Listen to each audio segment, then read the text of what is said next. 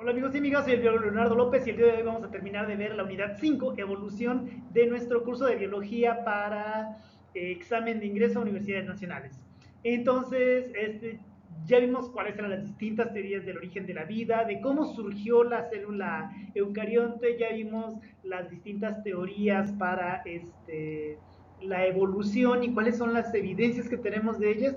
Y ahora me gustaría que abordáramos pues las cosas que podemos ver ahora de qué es lo que está sucediendo con la vida después de todos estos mecanismos. Así que el tema es consecuencias de la evolución. ¿Qué es lo que ocurre cuando los organismos evolucionan? Y vamos a ver tres fenómenos. Al primero le vamos a llamar evolución divergente.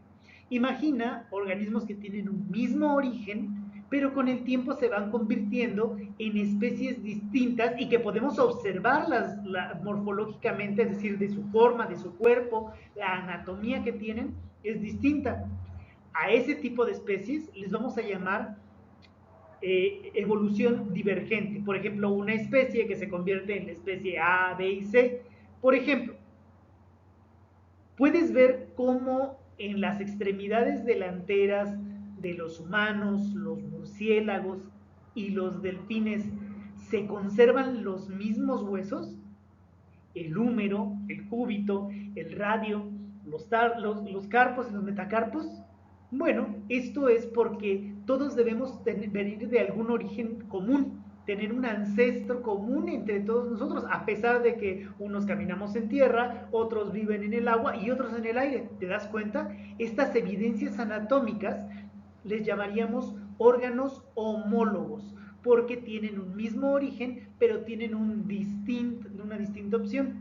Y el efecto de dar lugar a muchas especies le vamos a llamar radiación adaptativa, en donde las características de un organismo, un arquetipo viejito, dan lugar a muchas nuevas características, que son varios neotipos, ¿sí? La radiación adaptativa, una especie que se convierte en varias. Evolución divergente, y la podemos distinguir en órganos homólogos.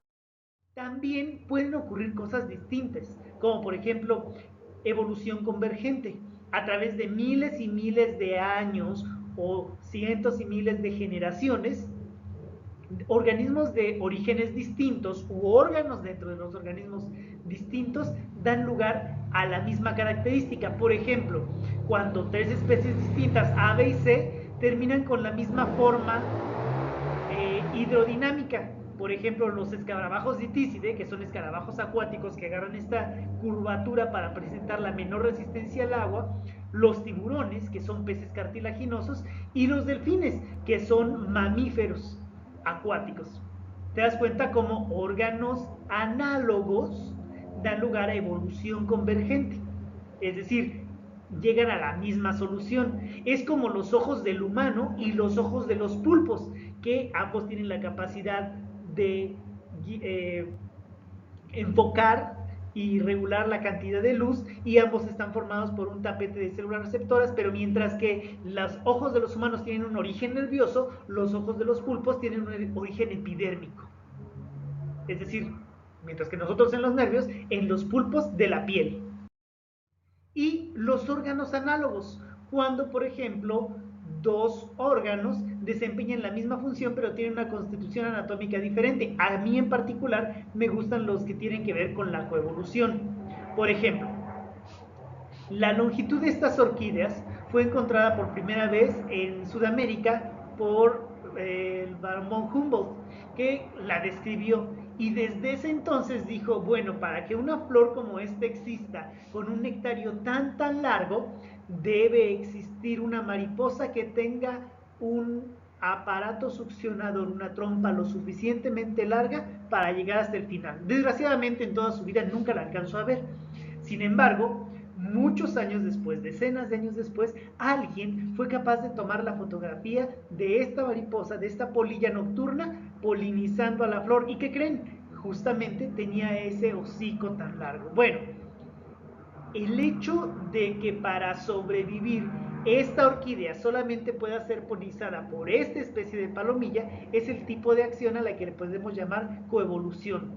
aunque cumplen la misma función, vienen de órganos distintos y van dando lugar a un momento en el que incluso ya no podrían sobrevivir.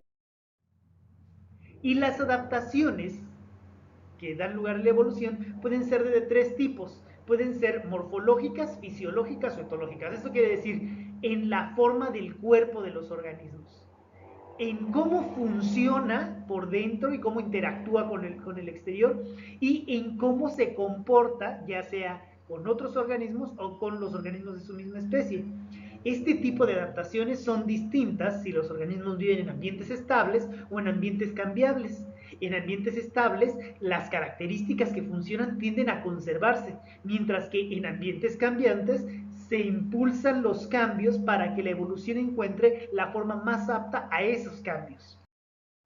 Por ejemplo, hay ambientes constantes como los océanos, en donde cambian muy poco las condiciones de temperatura, de humedad,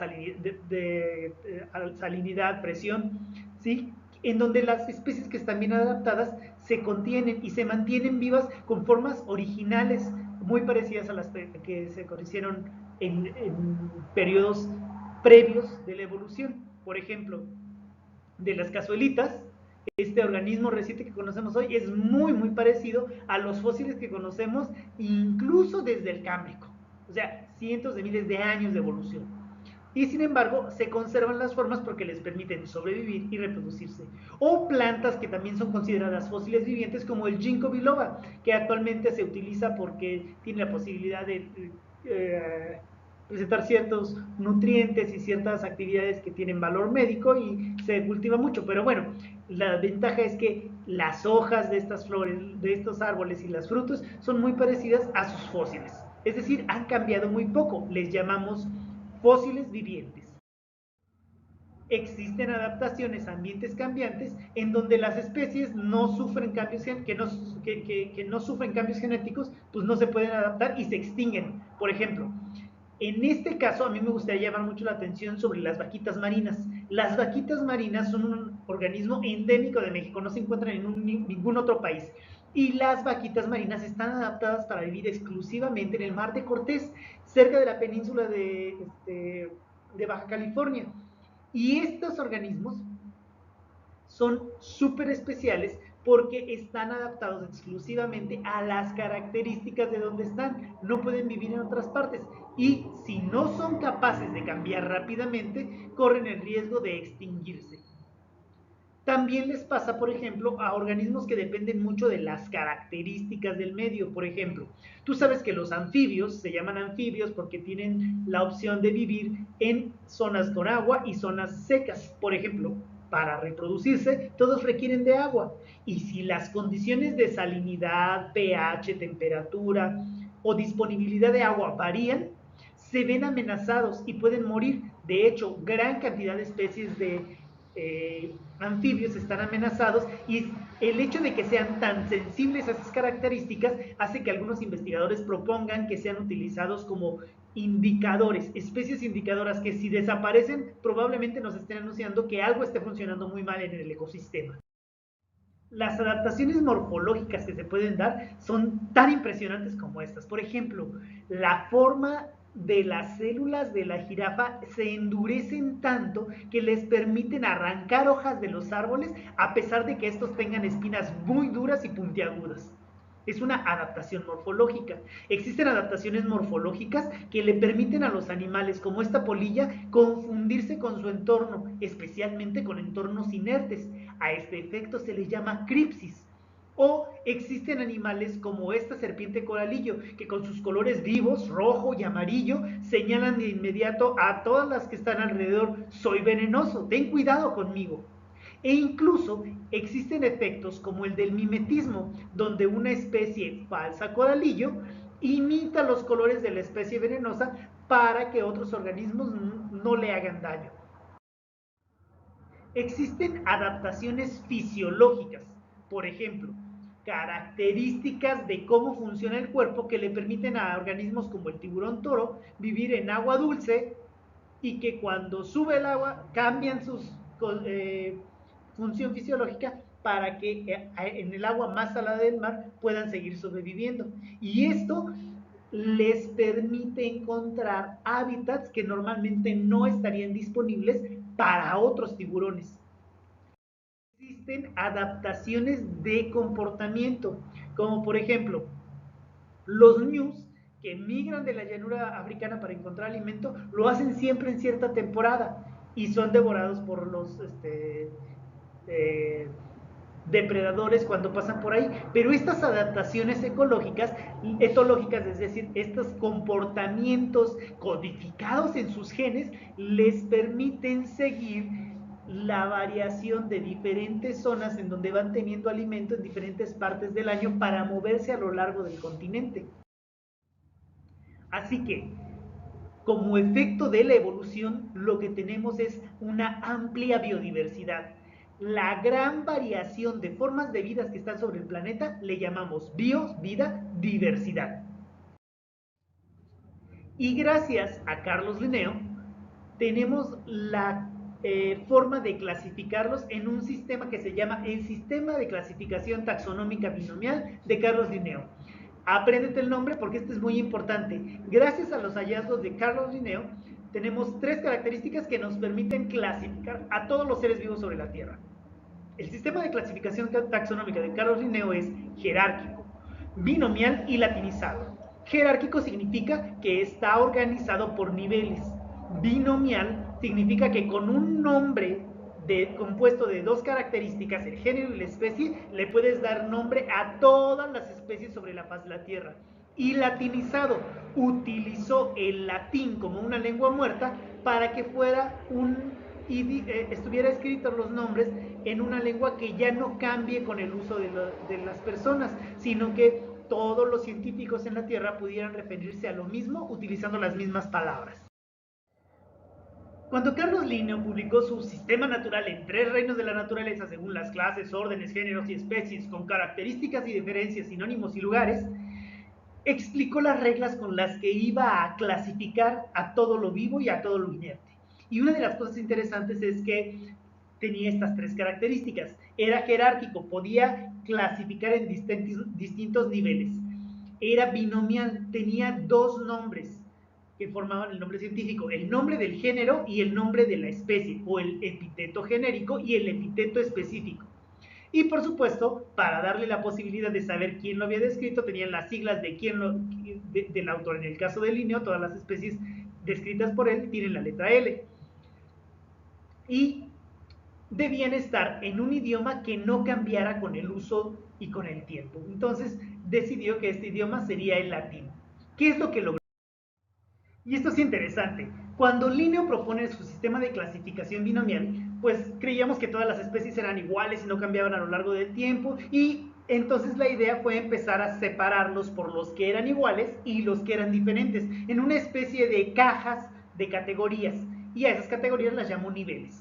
Y ahora, con la teoría propuesta por Darwin y Wallace, sabemos que en realidad son unidades de la evolución. Cada especie va cambiando a lo largo del tiempo. Así que el objetivo del taxónomo, la persona que clasifica a los seres vivos, es poder utilizar este sistema para darle nombre a las unidades de la evolución, a las especies.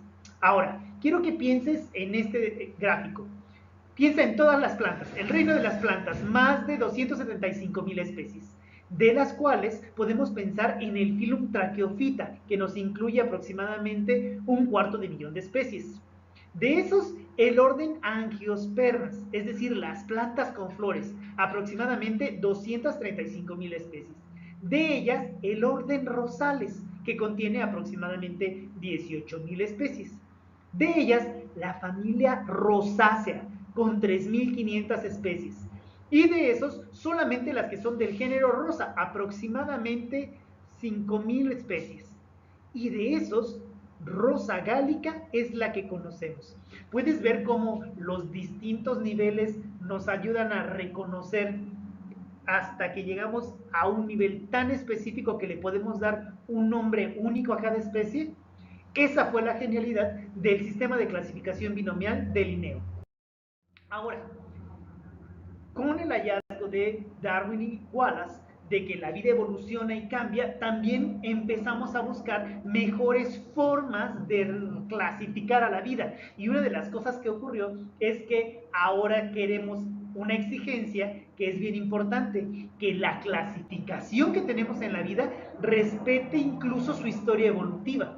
Pero no me voy a meter más en eso porque no viene en tu examen, pero esto se pone muy interesante, al grado que cuando Linneo propuso su sistema de clasificación, para los seres vivos constituía dos cosas, por ejemplo, los vegetales y los animales, dos reinos. Pero Haeckel poco después propuso tres, Chatton propuso que eran dos, pero eran diferentes de los que se habían mostrado, Cumberland propuso cuatro reinos, Whittaker propuso cinco reinos, Hus dijo son tres dominios, Cavalier y Smith dijeron seis reinos. Esto sigue y sigue y sigue cambiando. En tu examen de admisión te van a preguntar solamente por la clasificación de cinco reinos vivos de Whittaker en 1969. Pero en realidad esto es una cosa muy cambiante y que con el tiempo te vas a dar cuenta que va a seguir discutiéndose hasta que encontremos una clasificación de la vida que nos represente también su historia evolutiva. La parte importante de ahorita es que tú aprendas que con el sistema de clasificación binomial de Linneo, que es jerárquico, binomial y latinizado, podemos clasificar a las más de 1.9 millones de especies conocidas por la ciencia. Casi 2 millones de especies que los científicos han descrito en un documento publicado. Pero en realidad podrían ser tantas como 3 o 100 millones de especies. O sea, todavía no hemos ni empezado a conocer la gran variedad de la vida que hay.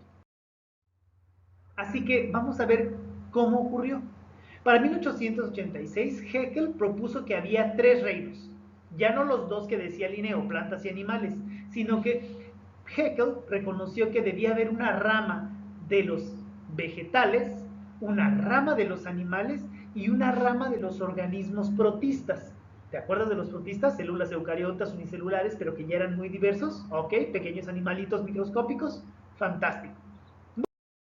Resulta que en 1969 Robert Whittaker, en lugar de fijarse solamente en las características físicas, empezó a hablar de la complejidad celular. Qué tan complejo era el organismo, cuáles eran sus formas de nutrirse y el nivel trófico en el que ocupaban. Y entonces él describió 5 reinos vivos: el reino Moneras, de las bacterias; el reino protista, de los protozoarios; el reino de los hongos o fungi; el reino Animalia, de los animales; y el reino Plantae, de las plantas. Cuando Gus y otros colaboradores en 1977 empezaron a analizar ya no solo las características de complejidad y de comportamiento de los organismos o su nivel trófico, sino que se empezaron a fijar en la secuencia de ADN, encontraron que había 3 grandes grupos de células distintas que debían tener un origen común: las bacterias, las arqueobacterias y las células eucariontes. De hecho, en este árbol de la vida, la ramita más hacia abajo tiene al que consideramos un ancestro celular único más antiguo. Por sus siglas en inglés, LUCA, Last Unicellular Ancestor. LUCA en algún lugar debió dar lugar a los virus, y la historia de los virus es bien interesante. Tenemos científicos en México que están desarrollando investigación muy importante acerca de cómo surgieron los virus y cómo se hicieron parásitos de la vida.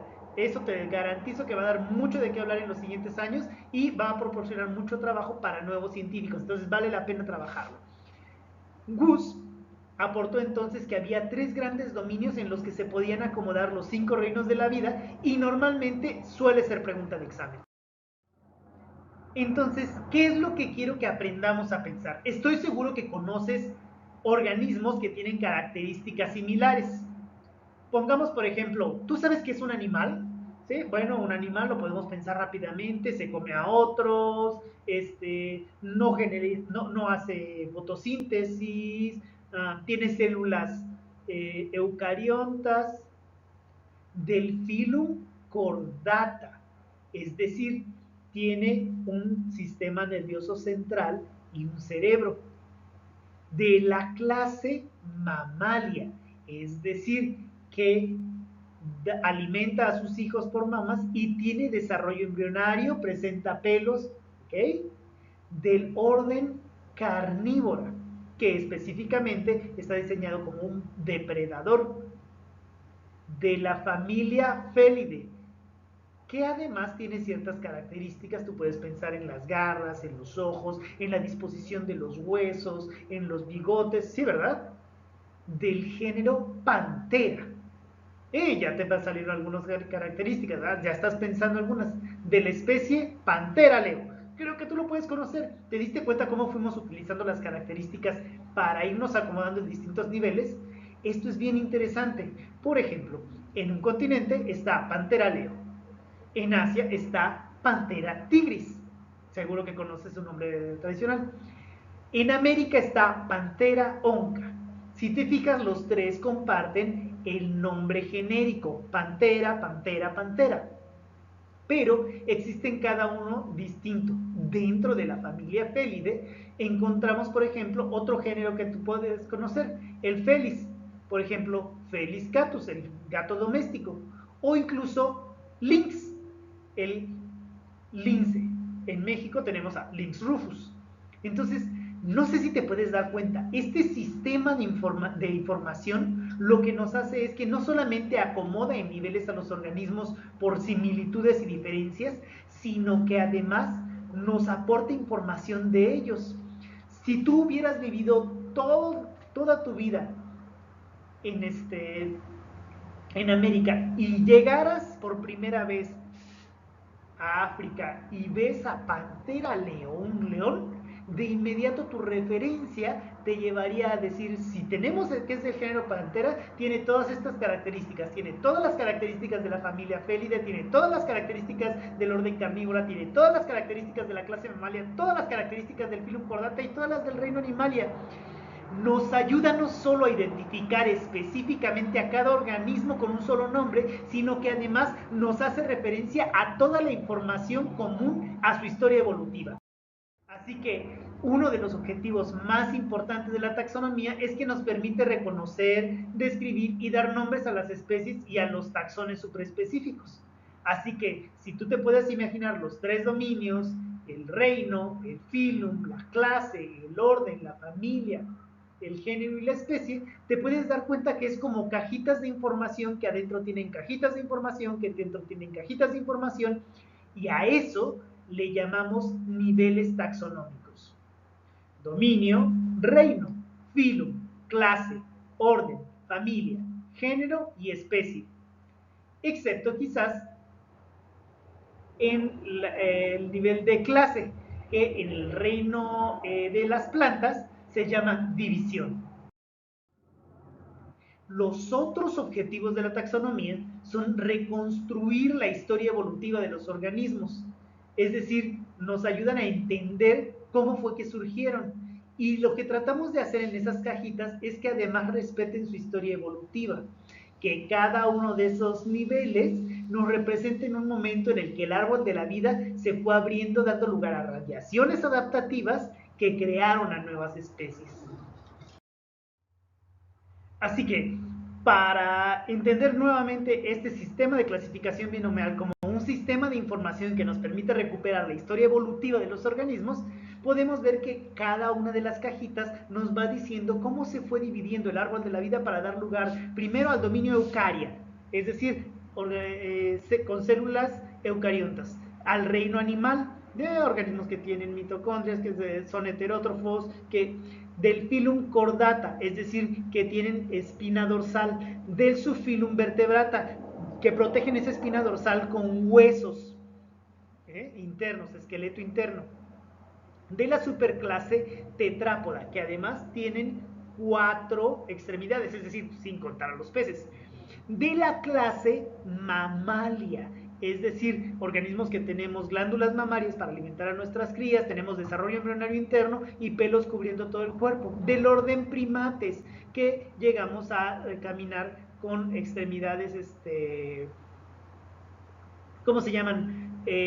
Inferiores y parados, como los orangutanes, de la superfamilia Hominoidea, que se divide en la familia Hominidae, que tiene dos subfamilias, la subfamilia Pongonidae, donde está el pongo SP, el orangután, y donde está la subfamilia Homininae, donde encontramos dos cajitas de género Homo, ¿sí?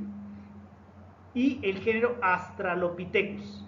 Si te fijas, Australopithecus no sería nuestro antecesor, sino como que una especie hermana. Mientras que los Homo, el género Homo, sí incluye a tres especies juntas, que son Homo erectus, Homo habilis y Homo sapiens.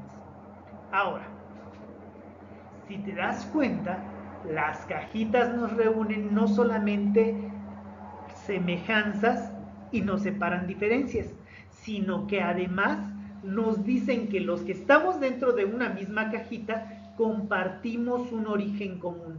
Es así como tratamos de que este sistema de clasificación binomial propuesto por Linneo sea un sistema que respete la historia natural de los organismos. Y lo vamos a utilizar para reconocer la biodiversidad de la vida en 5 reinos vivos. El reino Monera, que son organismos procariontas, ya te acuerdas de las estructuras de la célula, sin organelos, con un anillo de ADN en el centro que realiza todas sus reacciones metabólicas dentro del citoplasma, ¿sí? Normalmente unicelulares o que llegan a formar colonias. Protistas o de los protozoarios, que son organismos eucariontas que pueden ser tanto unicelulares como pluricelulares, casi todos ellos microscópicos y que no tienen tejidos, como las amibas o las... Y el reino hongos o fungi, que existen hongos microscópicos y hongos macroscópicos, todos son eucariotas, pero son heterótrofos. La mayoría de ellos descomponen a otros organismos para alimentarse. El reino plantas, que incluye a todas las plantas, es eucariota, es pluricelular, ya presenta tejidos y órganos y son autótrofos, son los únicos que tienen cloroplastos, con los ejemplos que tenemos ahí. Y los animales que tienen células eucariotas, que son pluricelulares, que ya tienen tejidos, tienen incluso órganos, aparatos y sistemas y son heterótrofos. Y mucho ojo, la diapositiva que te estoy presentando divide de forma no natural a los animales en vertebrados e invertebrados. ¿A qué me refiero con no natural? Que no necesariamente respeta su historia evolutiva. Sin embargo, es una clasificación que se ha utilizado mucho y que nos ayuda rápidamente a clasificar los organismos que más comúnmente nos encontramos. Los invertebrados los clasifica entre los que no tienen patas, como las esponjas, los elenterados como los corales, los medusas, gusanos redondos, planos y anillados, equinodermos como las estrellas de mar o los erizos de mar, y moluscos como los caracoles o como los pulpos y los calamares. De los que sí tienen patas articuladas, es decir, los artrópodos como los crustáceos, las langostas, las jaivas, los camarones que nos comemos, los miriápodos, 100 pies y 1000 pies, los arácnidos, que incluyen arañas y escorpiones, y los insectos, que normalmente tienen 3 pares de patas, 2 antenas y 2 pares de alas. A estos les llamaríamos invertebrados, mientras que los vertebrados los dividiríamos entre los que son homeotermos y los que son poiquilotermos, es decir, los que son de sangre fría y sangre caliente, los que necesitan regular su temperatura dependiendo del medio, como los peces, los anfibios, los reptiles, y los que son homeotermos o de sangre caliente, como las aves y los mamíferos. Ok, espero que no venga ninguna pregunta de esta, pero por si vienen ya tienes una pista de qué es lo que te están preguntando, características que los separan entre animales vertebrados e invertebrados. Así que, si llegan a pedírtelo, esta tabla te va a ayudar a separar las características de los 5 reinos. Yo te recomiendo que le saques una foto, un screenshot, y que lo estudies detalladamente, porque las características que tienen estos organismos son diferentes para cada uno. Por ejemplo, las móneras son las únicas con células procariontes. Todos los demás, protistas, hongos, plantas y animales son células eucariotas. Solo las móneras tienen ADN circular y son unicelulares completamente. Porque los protistas, los hongos, las plantas y los animales, todos tienen ADN lineal y a veces con varios cromosomas. Los protistas son unicelulares o pluricelulares. Los hongos son unicelulares o pluricelulares, pero las plantas y los animales sí son pluricelulares. Existe nutrición autótrofa y heterótrofa en móneras y protistas. En los hongos existe nutrición heterótrofa, al igual que en las plantas, que en los animales, pero las plantas son autótrofas. Mientras que móneras y protistas pueden tener uso de energía química o luminosa, los hongos solo utilizan la energía química, las plantas solo energía luminosa y los animales solo energía química. Mientras que la reproducción puede ser asexual en todos menos en los animales, el sexo aparece desde los protistas, los hongos y las plantas.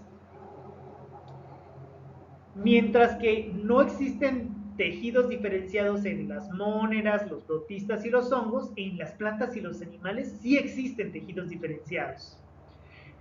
Los únicos organismos que tienen pared celular son las bacterias o mónera, los hongos o fungi y las plantas. En los otros no existen. Y la movilidad puede estar en todos excepto en los hongos y en las plantas. Estas características estudiadas en detalle, pensando cada uno de los ejemplos que viste en las diapositivas, te va a ayudar a separar o a tener una idea clara de lo que es la biodiversidad sobre nuestro planeta y por qué es importante tener un sistema de clasificación binomial que sea jerárquico, binomial y latinizado para darle nombre a cualquier especie que esté sobre la Tierra y poder reconocerla y con ello rescatar su historia evolutiva. Así que, como te darás cuenta, con esto cerramos todo el tema de evolución y yo espero que el siguiente tema con el que acabamos, que es el ambiente, los seres vivos y su ambiente o ecología, nos ayude a tener una idea clara de todo lo que podemos aprender y utilizar de biología para el resto de nuestra vida. Por lo pronto me despido, espero que la pasen muy bonito y nos vemos.